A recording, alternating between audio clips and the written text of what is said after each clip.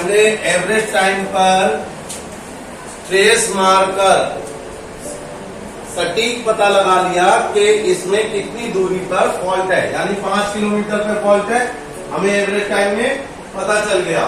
अब उसके बाद में रियल टाइम का यूज करते हैं, ये हमेशा ध्यान रखना, नोट्स में लिख लेना।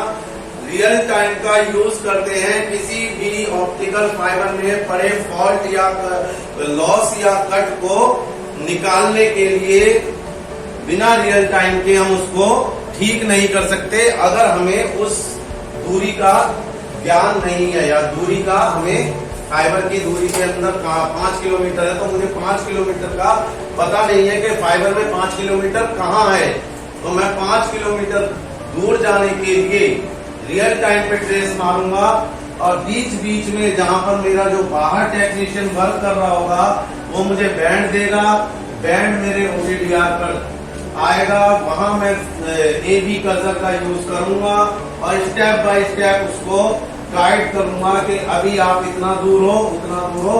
तो रियल टाइम में ये है कि जब भी हमें कोई फॉल्ट निकालना होता है तो हम रियल टाइम का यूज करते हैं, और किसी फॉल्ट का पता करना है, सटीक पता करना है, तो एवरेज टाइम का पता करते हैं, एवरेज टाइम पे ट्रेस मारते हैं। ठीक है, तो आज हम करेंगे, ये आपने लिख लेना, इसको फिर से लिखवा देता हूं, एक बार लिख लो।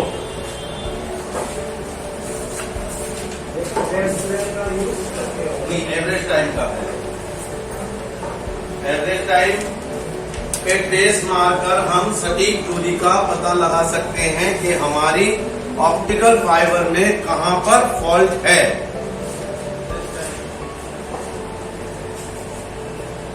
हमने सटीक दूरी का पता लगा लिया ऑप्टिकल फाइबर में ट्रेस मार के। पहले हम इसमें क्या क्या ऑप्शन सिलेक्ट करेंगे एवरेज टाइम पर ट्रेस मारने के लिए, अब वो लिखेंगे। सबसे पहले रेंज डालेंगे, कितनी रेंज है हमारी फाइबर की, पहले रेंज, फिर रेंज के अकॉर्डिंग पल्स सिलेक्ट करेंगे, जितना रेंज है उसके हिसाब से OTDR का कितना लेजर निकलता है उसके हिसाब से पहले रेंज, फिर पल्स,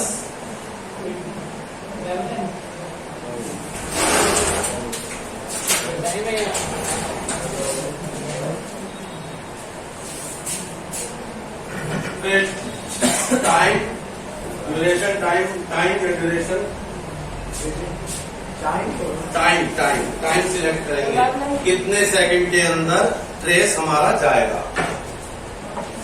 उसके बाद में सिलेक्ट करेंगे एवरेज टाइम और ट्रेस का बटन दबाएंगे, यानी स्टार्ट का बटन दबाएंगे।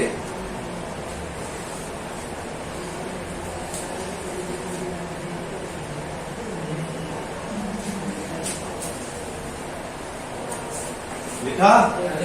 इसके बाद हम जब ट्रेस पूरा चला जाएगा, 15 सेकंड बाद वो ट्रेस मार देगा, रिजल्ट तुम्हारे सामने होगा, स्क्रीन पे ग्राफ बन जाएगा। अब उस ग्राफ का रिजल्ट जानने के लिए इवेंट पे जाएंगे, उस ग्राफ का रिजल्ट देखने के लिए क्या करेंगे, इवेंट पे क्लिक करेंगे।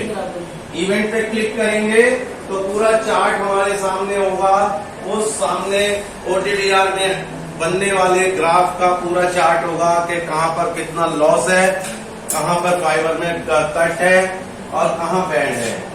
फिर उस चार्ट को देखकर हम अपना फॉल्ट का सटीक पता लगा लेंगे कि इस फाइबर में कहां पर क्या क्या फॉल्ट है। ठीक है, अब उस फॉल्ट को हमने पता लगा लिया, उसको नोट कर लिया कि भाई इतना दूरी पे यहाँ पर फॉल्ट है।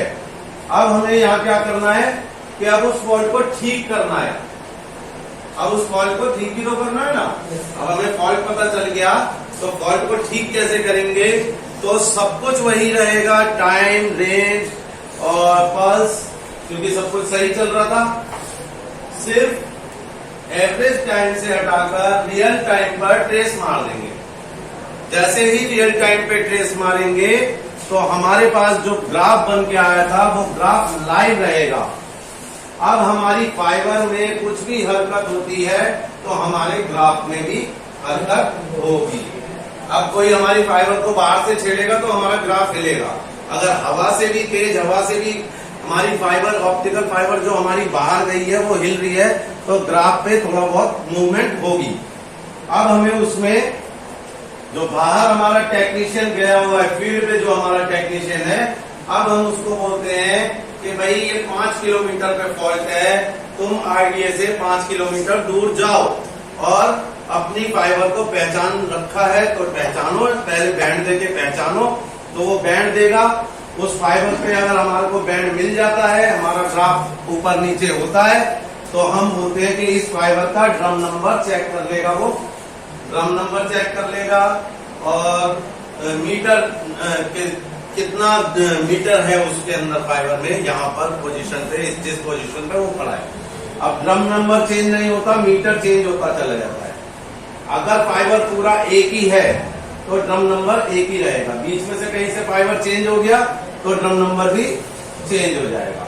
लेकिन वो जब भी बैंड देगा उसकी रेंज में आके, कट की रेंज से पहले, कट के आउट में नहीं, कट के पहले अगर वो जब भी बैंड देगा आपको ओटीडीआर पर बैंड मिलेगा, जैसे कि मैंने उस दिन ग्राफ में बना के दिखाया था। तो अब वो यहाँ पर यूज करना है हमें कर्सर ए बी। जब कहते हैं, जैसे हमने वहां इवेंट का यूज किया उसका रिजल्ट जानने के लिए, ऐसे ही रियल टाइम का रिजल्ट जानने के लिए कर्सर ए और बी का यूज करना है। बताएंगे कर्सर ए और कर्सर बी और cursor A B. Cursor A जहां पर होगा वो उसका डिस्टेंस बताएगा ओटीडीआर। कर्सर बी को हमने कहा रखना है जहां पर हमारा फॉल्ट है।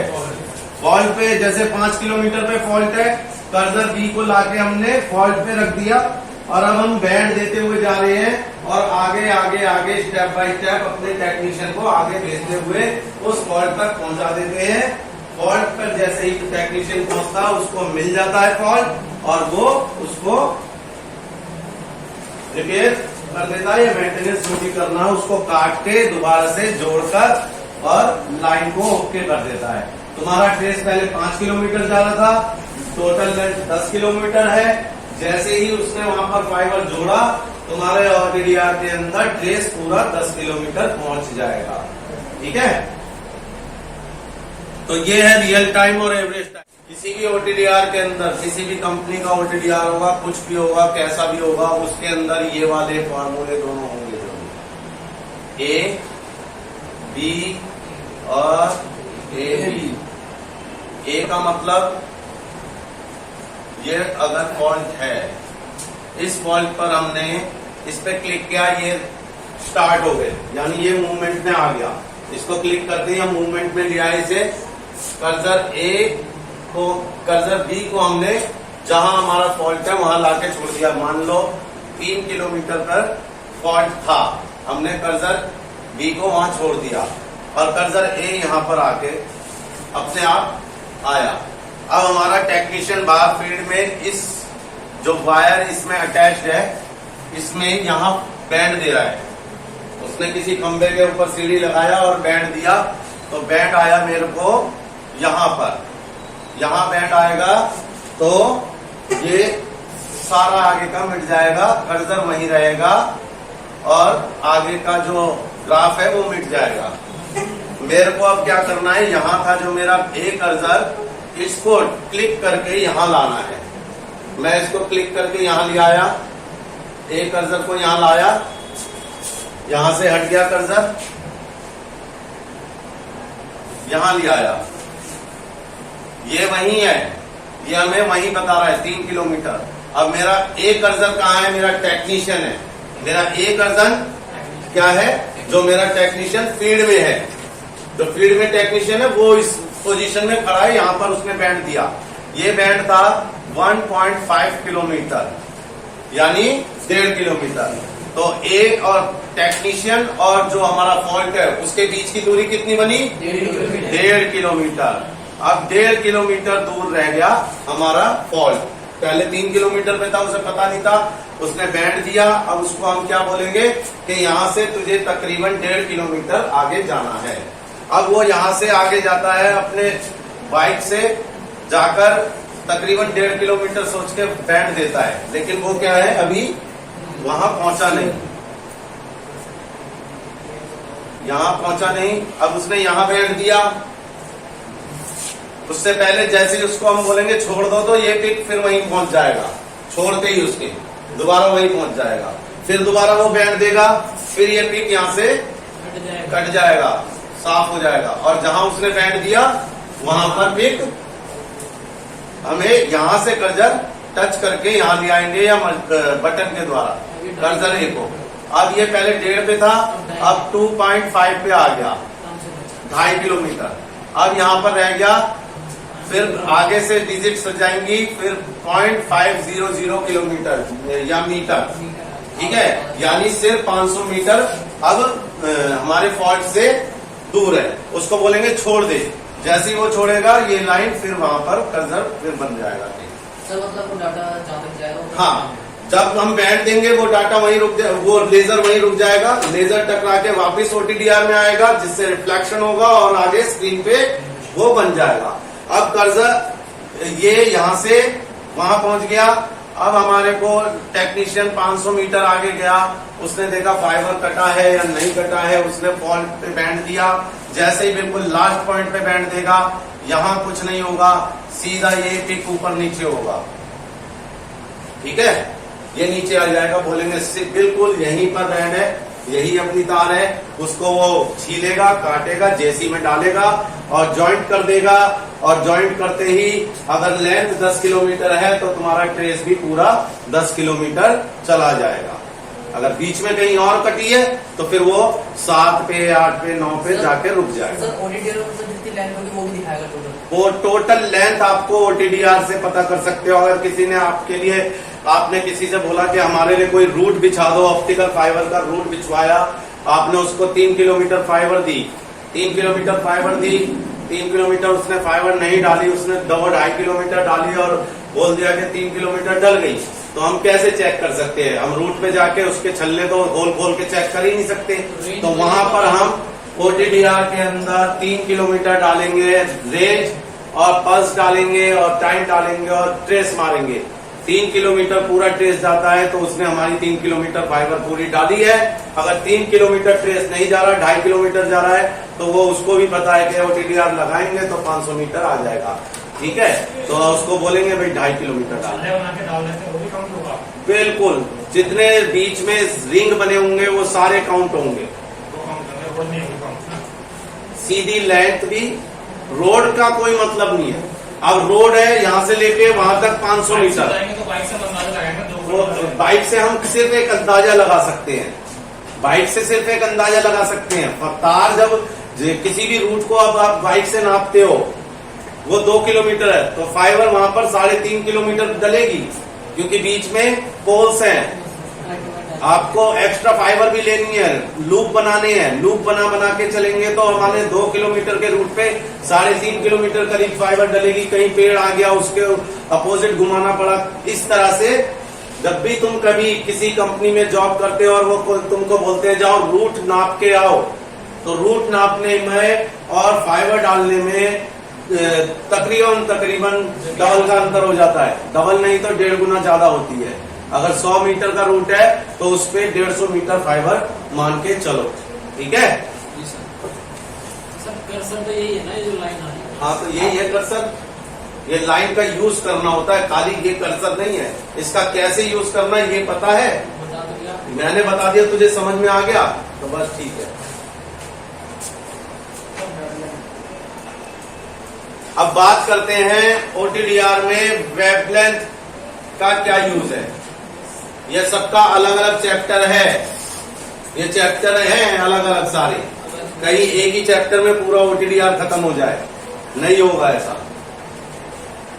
हर ओटीडीआर के अंदर 2 वेवलेंथ तो तुम्हें जरूर मिलेंगी, और किसी किसी ओटीडीआर के अंदर 1310, 1550 और 1625। ये बहुत कम ओटीडीआर होते हैं जिनके अंदर 16-25 वेवलेंथ आज मिले। जैसे कि मैक्स टेस्टर है इफ्को का, उसके अंदर आपको मिल जाएगी 16-25, और बहुत से OTDR है जिनके अंदर सिर्फ 2 ही वेवलेंथ होती है, 1310 और 1550। अब इन वेवलेंथों को हम क्या करें, इनका कैसे समझ में आए कि ये वेवलेंथें क्या करती हैं। किसी टेक्नीशियन को नहीं पता कि वेवलेंथ का यूज कैसे करना है तो वो वेवलेंथ का सही यूज नहीं कर सकता। लेकिन अगर आपको पता है कि किस वेवलेंथ का क्या काम है और किस वेवलेंथ का क्या काम है, तो आप OTDR को सही तरीके से यूज करते हो। मान लो कि तुम ट्रेस मार रहे हो, सिलेक्ट की पहले से 1550 वेवलेंथ, 1550 वेवलेंथ सिलेक्ट की आपने, वेवलेंथ को कुछ नहीं किया, आपने रेंज डाली, पल्स डाली, टाइम डाला और एवरेज टाइम और रियल टाइम चाहे जिस पे भी ट्रेस मारा। अभी क्या हुआ कि पिक बना और पिक बन के यहाँ पर डाउन आ गया, आगे जा ही नहीं रहा। अब ये साइन तो है बैंड का, और लाइन में पावर ही नहीं है, लाइन में 0% पावर है। कितना भी हैवी बैंड होगा, कुछ ना कुछ पावर तो वहां पहुंच ही जाएगी, क्योंकि लाइट के सोर्स पे चल रहा है सिग्नल। लाइट कितना भी बैंड होगा, कुछ ना कुछ तो ले ही जाएगी अपने साथ निकाल के। अब यहाँ पर ये बैंड आ रहा है क्योंकि इसकी जो लेजर है 1550 की वो लोअर है। वो क्या है, बहुत कम लेजर निकालती है, बैंड को पूरा क्लियर करके डिटेक्ट करती है। तो यहाँ पर अगर हैवी बैंड है तो 1550 उसको क्रॉस नहीं कर पाएंगी। और आपने अभी लाइन को रिपेयर करना है, आपको लाइन को चालू करना है, लाइन को शुरू करना है। इस बैंड को आप अभी मैटर नहीं करते, ये बैंड तो पहले भी था, बैंड कई सालों से पड़ा हुआ है, कई महीनों से पड़ा हुआ है, लेकिन अभी कहीं वायर कट गई और आप वायर तक पहुंच नहीं रहे। अब जो टेक्नीशियन प्रॉपर नहीं जानता होगा इन वेवलेंथों का यूज, तो वो बोलेगा जी बैंड पड़ा हुआ है, बैंड की वजह से लाइन बंद है, बैंड पड़ा हुआ है, बैंड की वजह से लाइन बंद है। लेकिन तुम्हें पता है कि बैंड की वजह से नहीं, कहीं ना कहीं और भी फॉल्ट है। तो अब तुम क्या करोगे, OTDR को ऑफ करोगे, पहले ऑफ करना है, यानी ट्रेस को रोकना है। ट्रेस रुकेगा, 1550 पे क्लिक करोगे 2 बार और फिर 1310 पे क्लिक कर दोगे। 1550 को हटा के तुम यहाँ 1310 का यूज करोगे। जैसे ही अब तुम 1310 का यूज करोगे, पिक बनेगा किस तरह से, देख लो।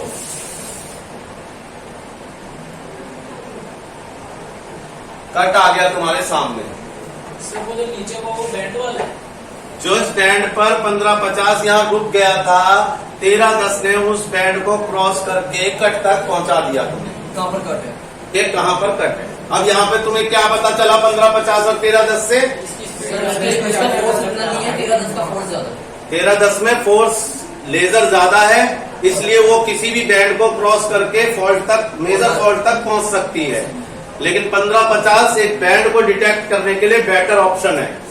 1550 अगर मान लो किसी लाइन में हमें पता है कि लाइन के अंदर कोई फॉल्ट नहीं है, सिर्फ बैंड की वजह से लॉसेस बढ़ रहे हैं, तो वहां पर हम 1550 का यूज करेंगे तो बैंड हमें क्लियर दिखेंगे, हर बैंड क्लियर दिखेगा। 16-25 का क्या 1550 और 1310 का समझ में आ गया ना।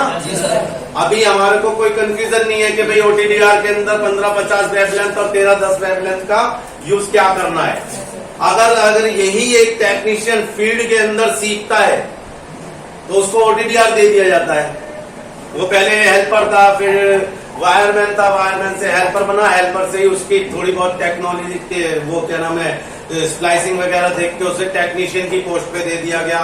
2-4 लोगों से देखते हुए सीख लिया, OTDR देखता हुआ सीख लिया कि हाँ ऐसे ट्रेस जाता है। लेकिन जो इनके जो पॉइंट अभी तुम्हें यहाँ बता रहे हैं कि wavelength, live wavelength, lower wavelength, high wavelength और कर्सर का यूज, कर्सर का डिस्टेंस कहाँ देखना है, कर्सर का डिस्टेंस कैसे मेजर करना है, कैसे बैंड देगा, ये 1 घंटे के अंदर, आधे घंटे के अंदर, 2-3 क्लासों के अंदर पूरा OTDR आपको समझा दिया, जिसे फील्ड में सीखने के लिए मैंने खुद 12 साल लगा दिए।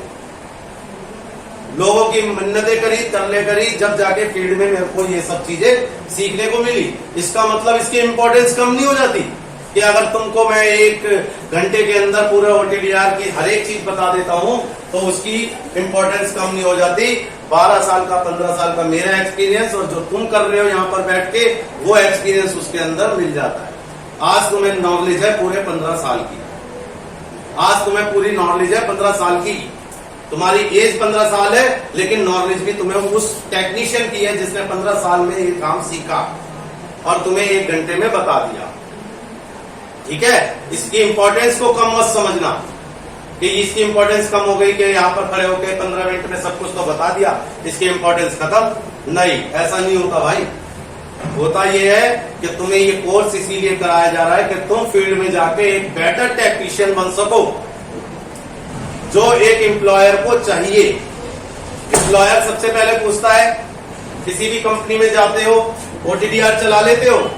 ओटीडीआर चलाने का मतलब ओटीडीआर को पूरी तरह से समझना, ओटीडीआर क्या करता है, ओटीडीआर का इस्तेमाल मैं किस किस चीज के लिए कर सकता हूं। जब मुझे पता है तो मैं कॉन्फिडेंसली बोलूंगा कि हाँ जी ओटीडीआर चला ले। चलिए ना ओटीडीआर, हाँ हम ओटीडीआर चला लेते हैं। बीच में इंटरप्ट नहीं करना, दोबारा बता रहा हूं किसी को भी। जब पूछना हो बिल्कुल लास्ट में अपना कोई भी क्वेश्चन पूछो, ठीक है।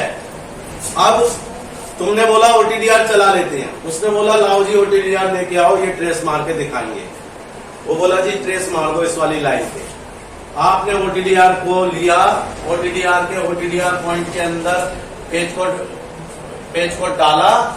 आपने बोला जी बताओ कितनी लेंथ है, कितनी लेंथ लेनी है आपकी फाइबर की, लेंथ कितनी है। बोला जी मुझे तो पता नहीं। तो आप 5 किलोमीटर डालो, सबसे पहले 5 किलोमीटर डालो। लेंथ ज्यादा होगी तो कवर नहीं होगी, फिर 5 किलोमीटर को हटा के 10 किलोमीटर कर दो, और लेंथ 5 किलोमीटर से कम होगी तो उसमें कवर हो जाएगी। अब मान लो उसमें 1.5 किलोमीटर लेंथ है तो तुम 5 किलोमीटर क्यों कर यूज करोगे, 2 किलोमीटर वाले पे आ जाओ। 2 किलोमीटर डालो, ग्राफ बिल्कुल ओके बनेगा। ये होता है टेक्नीशियन जिसको समझ है। नहीं तो वो बोलेगा लेंथ ही नहीं पता जी मैं क्या डालूं। ऐसा नहीं, ओटीडीआर खुद जानता है कि अगर 5 किलोमीटर इसने डाला है और अगर कुछ भी नहीं समझ में आ रहा तो ऑटो पे डाल दो, अपने आप लेंथ कवर कर लेगा, अपने आप पल्स डाल देगा, अपने आप ही रेंज और टाइम डाल देगा। ठीक है, और वो ऑटो स्टार्ट कर दो, ऑटो पे करके। लेकिन मैनुअली क्या करना होता है, ऑटो पे क्या होता है, ऑटो पे पिक सही नहीं समझ में आता, लेकिन मैनुअली तुमने करा, उसके अंदर पल्स उसके अकॉर्डिंग डाली, वेवलेंथ का सही यूज किया, तो पिक एकदम क्लियर बनता है, ग्राफ एकदम क्लियर बनता है, जिसको कि कहते हैं कि हमको समझ में आता है कि यहाँ पर बैंड है, यहाँ कट है, और बिल्कुल ग्राफ क्लियर बन रहा है। कोई भी बाहर हरकत होगी इस ग्राफ के अंदर अप डाउन होगा और समझ जाएंगे। ठीक है, ओटीडीआर के अंदर आज हमने 2 वेवलेंथों का काम सीखा है, 1310 और 1550। इसको नोट कर लो, इसकी थ्योरी लिख लो। 1310 क्या करती है और 1550 क्या करती है, लिखो। है आसान चीजें लिखी जाती है बेटे, मुश्किल चीजें याद करी जाती है।